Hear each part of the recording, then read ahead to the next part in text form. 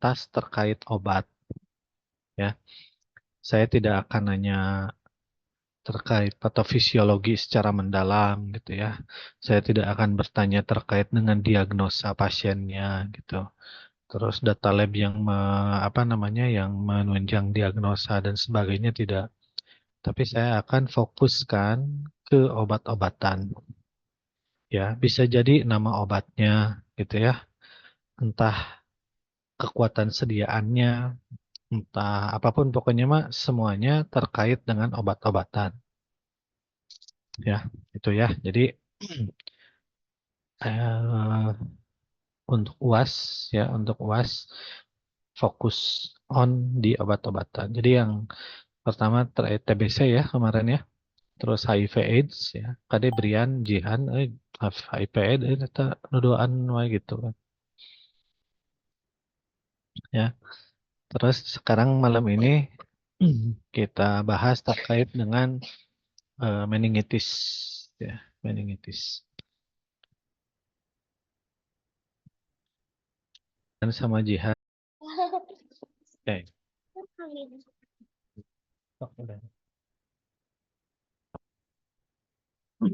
Saya mau nanya dulu, sudah nonton COC season 2 episode 1 ya, meningitis.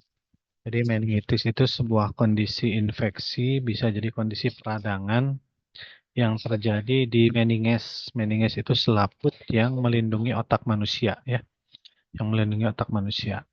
Jadi di beberapa bagian tertentu, di beberapa organ itu ada pelindung-pelindung tertentu gitu.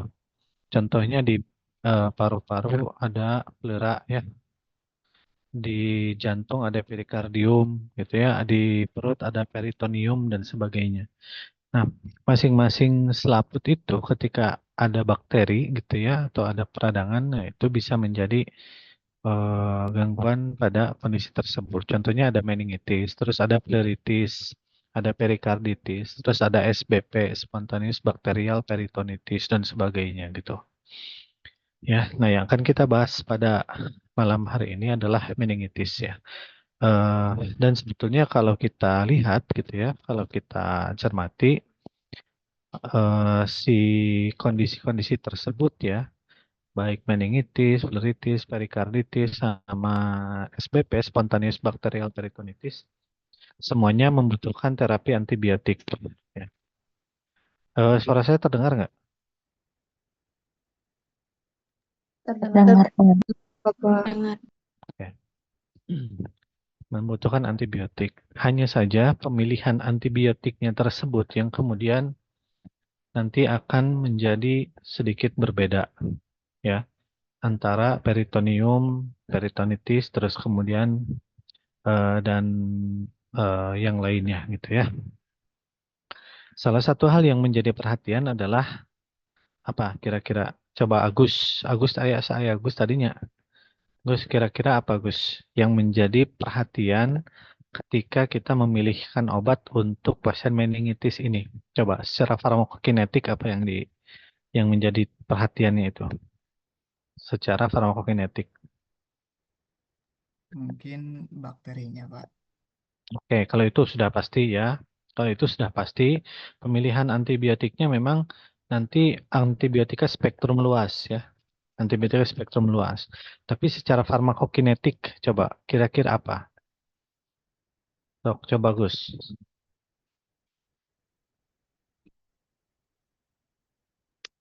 Mungkin Secara eh, kurang praktikal supaya bisa menembus ke target yang ada bakteri itu, Pak. Nah, apa namanya kalau secara farmakokinetik yang bisa menembus ke sebelum bisa menembus apa bisa menembus ke atau bisa nyampe ke si meninges itu apa nama secara farmakokinetik namanya apa? Ukuran partikel, Pak. Enggak kan ini kan injeksi. Kalau injeksi dia udah otomatis langsung masuk ke pembuluh darah, tidak membutuhkan fase absorpsi itu ya. Tidak membutuhkan fase absorpsi karena dia diinjeksikan. Kecuali memang obatnya diberikan per oral, misalkan seperti itu. Tapi mayoritas diberikannya tidak per oral, tapi diberikannya injeksi intravena. Jadi langsung masuk ke pembuluh darah, ya, tidak melalui proses absorpsi. Apa coba? Fase farmakokinetik apa lagi tuh? Setelah absorpsi apa? Distribusi, Pak. Nah, itu ya, distribusi. Ya, setiap antibiotik mempunyai kekhasannya masing-masing distribusinya. Ya, ada obat-obatan yang dia terdistribusi sampai ke meninges. Ada obat-obat antibiotik meskipun spektrumnya luas, tapi dia tidak terdistribusi sampai ke meninges. Distribusinya misalkan hanya sampai daerah kepala bawah misalkan, atau distribusinya dari leher ke bawah dan sebagainya gitu. Sehingga apa? Sehingga kita perlu untuk apa? Untuk mencari profil-profil atau sifat-sifat antibiotik tersebut. Ya, apakah dia terdistribusi ke meninges atau tidak gitu. Nah, kalau dilihat seperti itu, kira-kira masih banyak nggak antibiotika yang dipilihnya? Nah, coba, coba Gus, banyak nggak antibiotika yang dipilih? Kayaknya enggak, Pak. Soalnya kayak ada beberapa syarat gitu. Ya, jadi antibiotika yang terpilihnya tidak akan banyak. Ya, tidak akan banyak. Berbeda kalau misalkan infeksinya SBP, spontaneous bacterial peritonitis. Infeksinya di bagian peritoneum. Itu pilihan antibiotikanya hampir semuanya sebetulnya hampir bisa semua gitu. Tapi kalau ke meninges, tidak semua antibiotika dia apa? Dia terdistribusi ke meninges gitu. Nah, selain itu untuk masuk ke meninges itu ada beberapa hal yang lain yang memang diberikan sehingga apa? Sehingga obatnya bisa terdistribusi. Karena apa? Karena meninges itu dia impermeable. Ya, ada permeable, ada semi permeable, ada impermeable. Kalau permeable, dia bisa plus-plus masuk ke sana ke sini dengan bebas. Itu permeable. Kalau semi permeable, itu tidak bisa masuk ke sana ke sini dengan bebas. Contohnya apa? Contohnya plasenta. Plasenta itu dia semi permeable. Ya, yang bisa keluar masuk di plasenta hanya obat-obat yang bobot molekul dan ukuran molekulnya titik-titik gitu. Ya, ada juga yang impermeable. Nah, impermeable itu dia betul-betul tidak bisa ditembus oleh obat. Ya, tidak bisa ditembus oleh obat. Sehingga apa? Sehingga dia membutuhkan obat yang lain untuk membuat si antibiotik ini menjadi membuat si meninges ini menjadi semi permeable sehingga antibiotikanya dia bisa menembus. Makanya ada trik-trik khusus untuk pemberian obat si meningitis ini. Nanti di akhir kita bahas itu ya.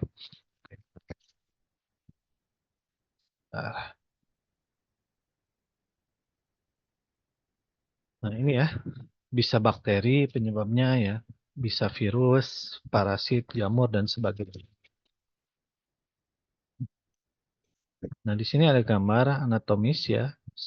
Eh, eh, yang normal dan yang mengalami meningitis ya.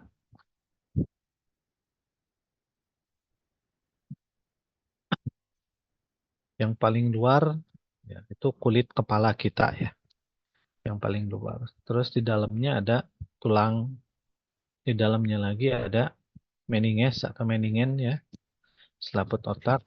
Kemudian yang paling dalam itu otak ya. Pada yang gambar kiri yang normal itu si meningesnya dia berwarna biru ya, sedangkan yang sebelah kanan dia yang mengalami infeksi dia berwarna merah gitu ya untuk memisahkan atau untuk membedakan antara yang mengalami infeksi dan yang tidak mengalami infeksi. Kemudian di sini ada penampang otak yang lebih rinci lagi ya. Ada durameter, ada arachnoid dan sebagainya. Nah, ada cairan cerebrospinal ya, dan yang bulat itu dia pembuluh darah. Nah, pembuluh darah inilah yang kemudian dia tidak bisa ditembus oleh obat. Sehingga obatnya itu hanya ada di pembuluh darah, tidak keluar ke jaringan meninges ini gitu. Nah, dibutuhkan obat-obat tertentu yang kemudian membuat si pembuluh darahnya ini dia menjadi apa? Dia menjadi semi permeable sehingga obatnya bisa menembus dan masuk ke meninges tadi gitu.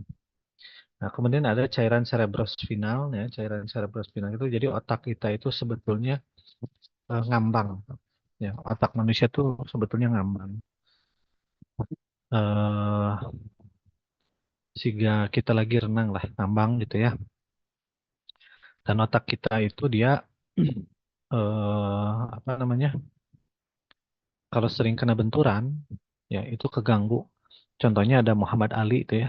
Muhammad Ali itu dia kalau tinju itu dia si kepalanya itu diberekkan ke musuhnya gitu. Jadi justru musuhnya itu malah apa? Disilahkan sok tenggel gitu tah.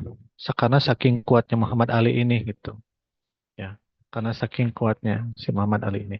Tapi di masa tuanya karena si kepalanya itu sering kena benturan ya, sering kena pukulan, ya kadar dopaminnya rendah. Ya, kadar dopamin rendah dia menyebabkan apa? Gejala Parkinson, ya atau gejala tremor gitu. Ya, semester depan kita bahas mengenai Parkinson ini di bagian saraf ya, apa di psikiatri ya, yang terkait dengan neurotransmitter dan sebagainya. Insya Allah kita bahas nanti di semester 7 gitu. Ya, terus kemudian, nah ini tadi luas penampang pembuluh darah itu kalau di otak namanya BBB, blood brain barrier ya. Nah, blood brain barrier ini yang tadi yang impermeable, tidak bisa ditembus. Nah, terus kumaha Pak, kalau infeksi virus dan sebagainya, nah infeksi virus dan sebagainya itu menyebabkan sama si blood brain barrier-nya ini dia menjadi bisa ditembus oleh virus atau bakteri-bakteri tertentu gitu. Nah, tapi karena obat dia bobot apa ukuran molekulnya lebih besar itu tidak bisa masuk ke sana. Sehingga dibutuhkan ada terapinya nanti yang dibutuhkan sebelum diberikan antibiotiknya. Ya, penyebabnya ada yang pertama dari flu.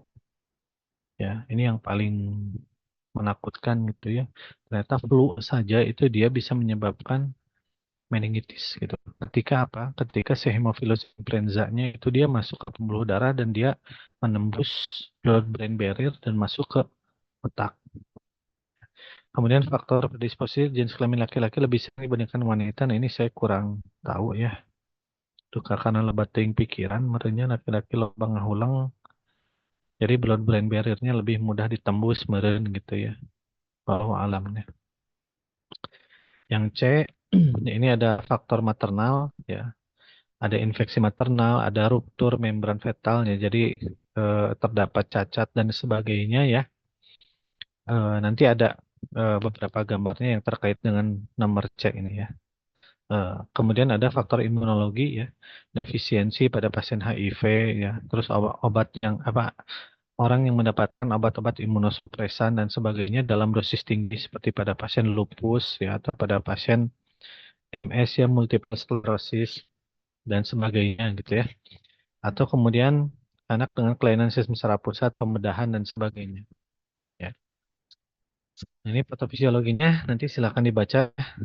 Nih. Nah, terus kemudian bagaimana si bakteri ini dia bisa masuk atau patogen ini bisa masuk ke cairan cerebrospinal ini gitu. Yang pertama direct spread. Direct spread itu ada luka ya terbuka di bagian apa? Di bagian otak ya bisa karena apa sakit apa kecelakaan misalkan ya dan sebagainya. Ya. Atau bisa juga ya tadi ya kecelakaan skull fracture ya eh, tulang kepalanya dia remuk itu saya pernah lihat pasien yang operasi itu ya si tulang kepalanya retak gitu ya dalam otaknya isi bagian dalam otaknya kelihatan keluar gitu itu saya pernah lihat tuh terus kemudian ada yang congenital spina bifida gitu ya karena obat-obatan ini, obat-obatan epilepsi, ya, obat-obatan epilepsi. Di sini kira itu kelas non tadi teh. Oh, Regita. Nah, Regita. Paturna mana nih? Patur. Mana paturnya Regita? Atau saya nanya Brian aja deh, si Regita jadi ngalengit. Di mention deh. Saya nanya Brian aja. Brian, lamun Risma. Brian ya, lamun Risma epilepsi. Kan kalau hamil, epilepsi itu tetap harus minum obat epilepsi ya. Nah, ini, kalau minum obat epilepsi, kemungkinan terjadi cacat. Tapi kalau obatnya tidak diminum, kemungkinan terjadi serangan epilepsi dan terjadi aborsi spontan. Nah, kalau rismanya epilepsi, kira-kira lanjut mual. Lanjut kumaha Pak? Lanjut, kamu nikah H-1, si Risma baru ya ngaku bahwa dia epilepsi. Karena orang Lanjut Pak. lanjut, Masya Allah. Laki-laki menerima kekurangan wanita. Wus, ting si Agus jeung sana. Kalau spina bifida nanti bisa meningitis. Karena apa? Karena obat-obat epilepsi itu 100% itu bisa menyebabkan cacat pada janin. Cok, aina Risma, saya nanya Risma. Kalau kamu epilepsi, Mak, ya, terus nikah, terus hamil, milih minum obat, kemungkinan cacat, atau tidak minum obat, tapi kemungkinan aborsi spontan. Hmm, Resikona paling rendah itu apa, Pak? Nu hiji cacat, nu hiji aborsi. Aduh, mending hamil. Nah, Mending child mending. free, Pak. Wih, kayak si Brian kan cenah yang budak. Untuk apa? Hah? Soalnya donana bahaya tuh sih. Ya bahaya lah. Mm-mm. Cing Aina Lutfia. Kalau kamu yang epilepsi gimana Aina? Hamil, minum obat jadi cacat, atau hamil, tidak minum obat, aborsi, keguguran gitu. Apa ya?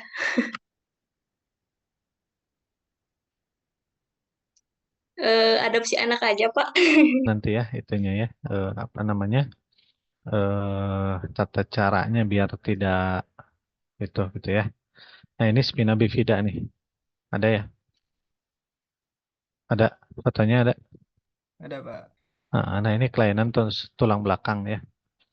Kelainan tulang belakang tadi akibat obat epilepsi ya.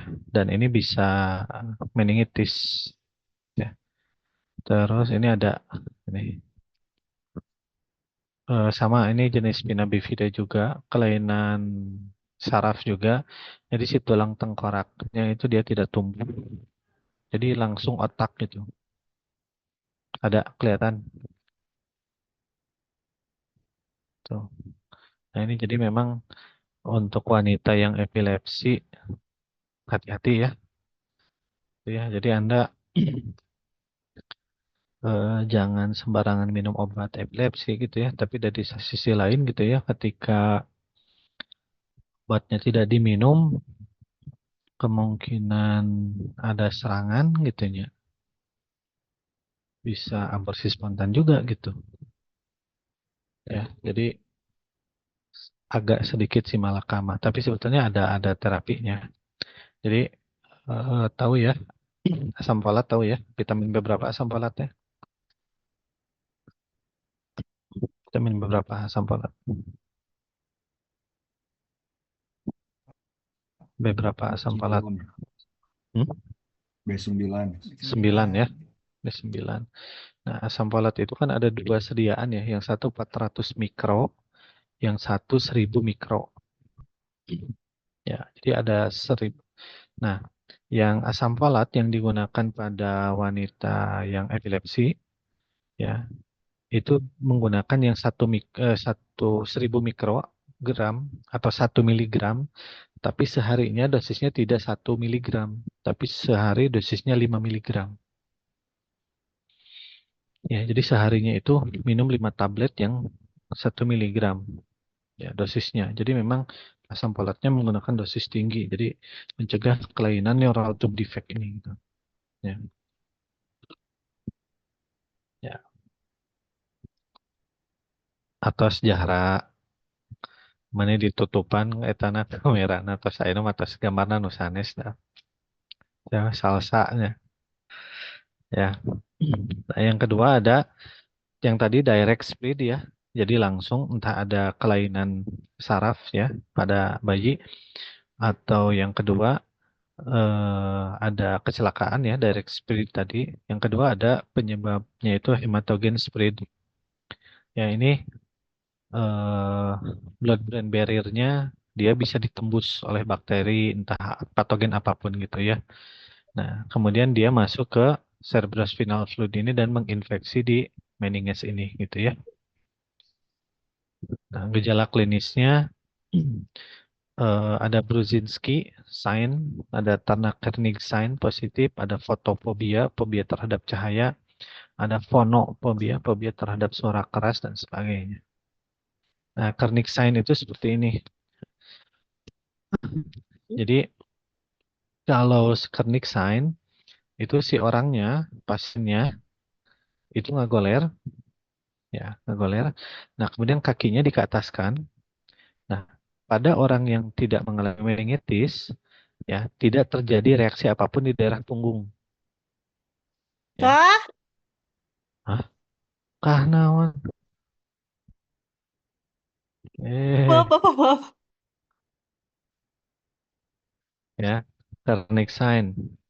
Nah, tapi pada orang yang meningitis, ketika si kakinya dikeataskan, ya, ditekuk ke atas atau yang dua, yang Brzezinski itu sama langsung lurus, tapi dikeataskan, itu daerah punggungnya itu sangat nyeri, nyeri banget, ya, gitu.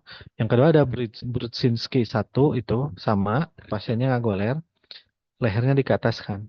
Ya. Kalau pada orang yang tidak sakit, ketika leher ke ataskan, si kakinya itu tetap diam, si lututnya. Ya, tapi pada pasien pada pasien meningitis, ketika kepalanya dikeataskan seperti itu, si lututnya itu nekuk. Ya, jelas ya. Kalau Kernigh sign itu ngagoler, terus kakinya ditekuk ke ataskan, nyeri di punggung. Ya, kalau Brudzinski 2 ngagoler gitu, kakinya lurus, dikeataskan, nyeri di punggung. Nah, kalau yang Brudzinski 1 itu kepalanya yang dikeataskan, itu kakinya nekuk, si lututnya nekuk. Kalau pasien normal itu dia tidak nekuk, jadi si kakinya lurus we gitu, tidak ada pengaruh apapun gitu. Ya, nah ini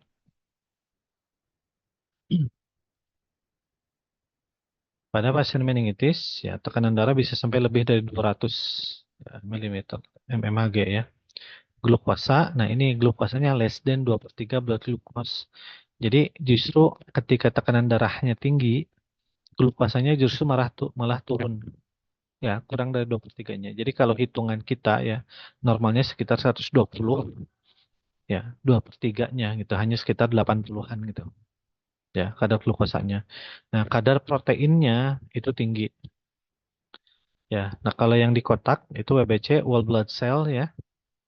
Whole blood cell itu bakterial. Kalau penyebabnya bakteri lebih dari 100. Ya, terus 90%-nya PMN, polimorfonuklear gitu. Ya. WBC itu bukan white blood cell ya, tapi whole blood cell. Ya.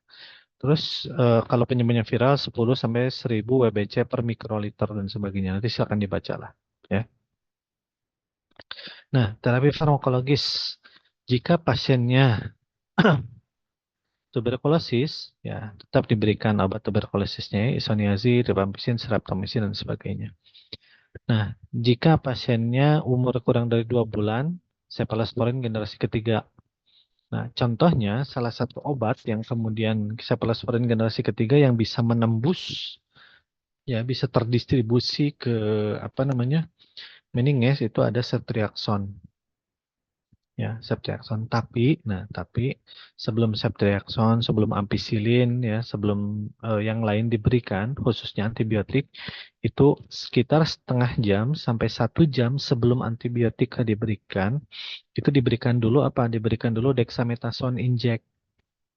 Nah, si dexamethasone inject ini yang bisa menimbulkan efek semi permeable pada blood-brain barrier-nya.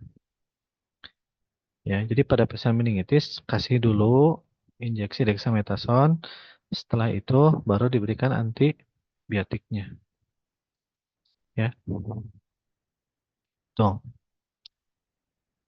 interaksi obat nggak usah lah ini mah. Oke, silakan ada yang mau ditanyakan?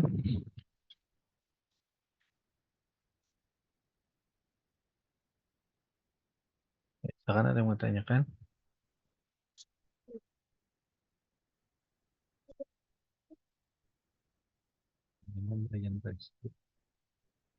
Ini anak saya itu si Brian. Stop. Stop. Pak, Ustadz Agus.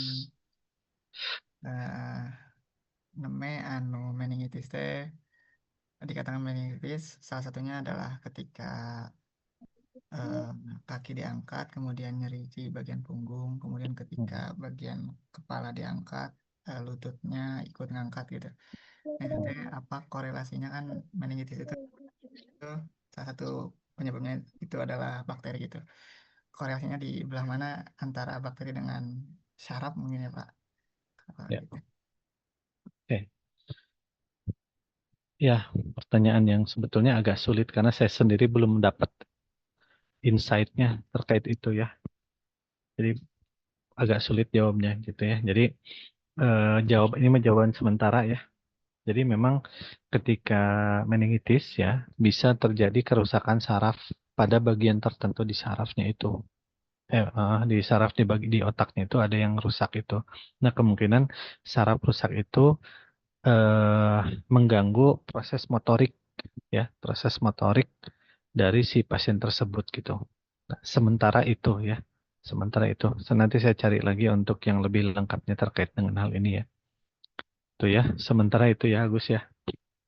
Udah pindah. Jadi sebetulnya tadi kan ada 2 antibiotik sebetulnya ya. Ada ampicillin, chloramphenicol, terus cephalosporin generasi 3 ya. Sebetulnya ada beberapa antibiotika lain ya yang bisa diberikan pada pasien meningitis ini dengan catatan satu, dia terdistribusi. Dia terdistribusi ke dia terdistribusi ke meninges ya. Nah, dia terdistribusi ke meninges. Dan untuk tahu obat antibiotik apa saja nah itu harus kita mencari apa namanya berdasarkan profil farmakokinetik dari obat-obat yang bersangkutan gitu.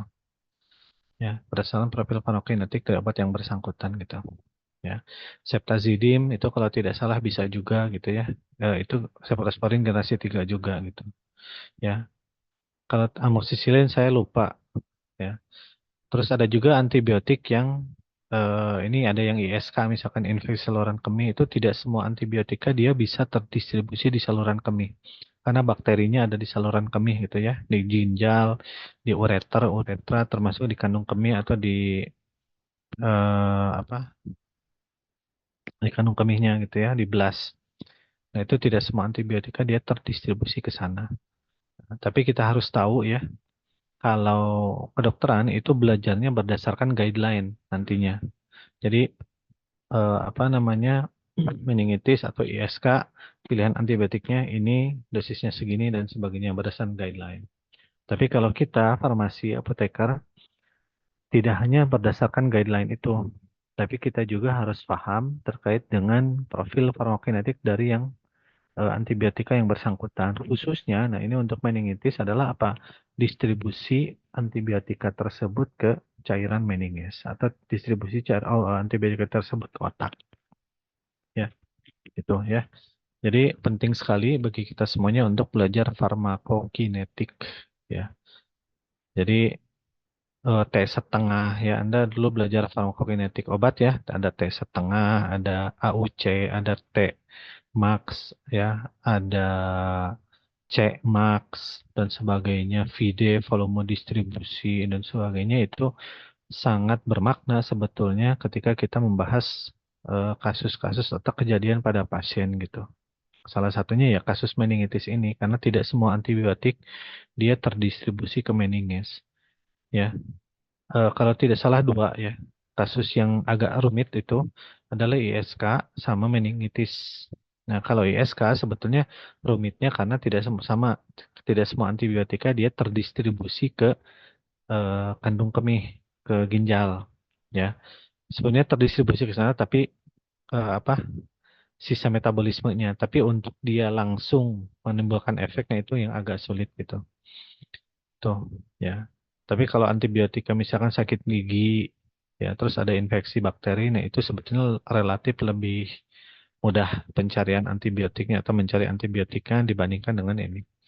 Dan yang paling sulit memang meningitis. Makanya banyak pasien atau banyak orang yang meningitis itu banyak yang tidak tertolong nyawanya. Kenapa? Karena si pasien yang bersangkutan itu gambling terkait dengan blood-brain barrier tadi ya.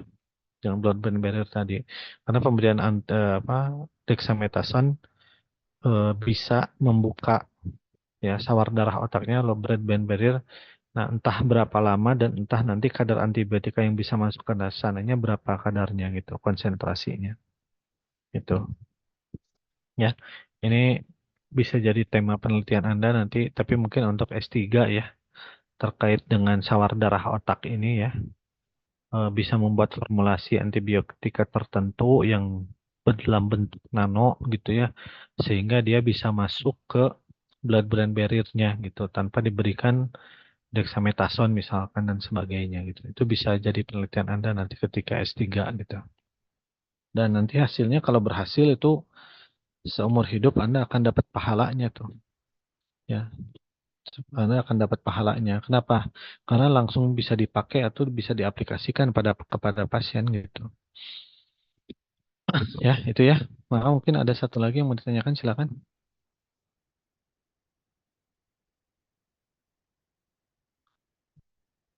Kalau sudah, nanti saya kirimkan ke PJ-nya ya untuk kasus yang terakhir. Boleh nanti mulai hari Kamis kita apa namanya tutornya Insya Allah luring di kampus ya. Tutor untuk farmakoterapinya untuk kelas yang belum, yang sebelumnya belum, sama untuk yang farmakoterapi ini. Untuk yang meningitis kelompok 4 sama kelompok 5 nanti ada dua kasus ya. Yang satu untuk meningitis biasa ya tanpa penyulit. Nah, yang satu lagi meningitis dengan penyulit penyakit yang lain sehingga agak sedikit lebih kompleks untuk yang plus penyulit ini. Nah, yang penyulit kelompok 5, yang tanpa penyulit kelompok 4 ya. Jadi Nuradhara Resa ini kelompok 5 nanti. Yang Nuradhara Resa kelompok 4 ini. Tapi insya Allah bisa lah. Ya, insya Allah bisa. Dan ingat untuk UAS ya, fokus saya adalah di obat ya. Anda baca aja patofisiologi, tapi insya Allah nggak akan keluar sih. Tapi Anda harus paham ya.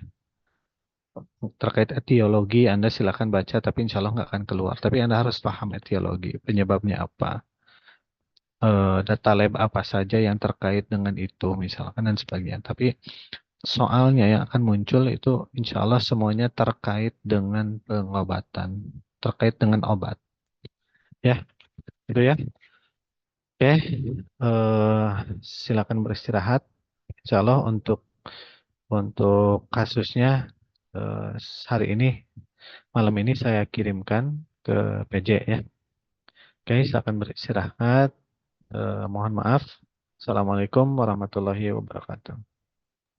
Waalaikumsalam. Waalaikumsalam warahmatullahi